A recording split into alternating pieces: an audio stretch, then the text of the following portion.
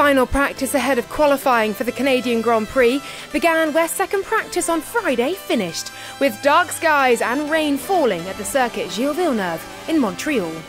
Intermediate and full wet tyres were the order of the day, but the conditions still caught out Carlos Sainz, who spun his Ferrari at the end of the main straight and crashed into the barriers midway through the session, ripping off his front wing in the process. Sorry guys, crashed.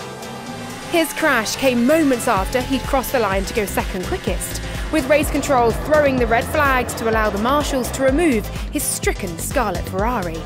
It capped a busy session for Sainz, who earlier had been in a running battle with Alex Albon. The Williams racer accused the Spaniard of blocking him on track, something the stewards will investigate after the session, meaning he could be facing a penalty. As always, just dangerous for the Ferraris all the time. Just stopped it in the middle of the chicane. Yeah, copy, that's Sainz. That has to go to the stewards now. It's the same guy again. Despite missing the last 30 minutes of final practice, Sainz still ended up in P5, with his Ferrari teammate Charles Leclerc up in second. But there was a familiar name at the top of the timesheets, Max Verstappen setting the fastest time after finishing FP2, only 6th fastest on Friday. The Dutchman is chasing his 41st victory this weekend, which would put him equal with the great Ayrton Senna. And much like the Brazilian did so often, Verstappen mastered the tricky wet conditions to finish in P1 in the final session before qualifying, despite more issues with his gearbox. These starches are just getting worse and worse lap after lap. Third quickest was Fernando Alonso, who was making best use of the upgraded Aston Martin this weekend so far, despite venting his frustration at Yuki Tsunoda early on in the session. Who is the blind guy in the Alpha Tauri? Yeah, that's Tsunoda, who's blind, Tsunoda. Alonso, of course, was a shock front-row qualifier at this race last year for Alpine, and will be fancying his chances of a repeat later this afternoon.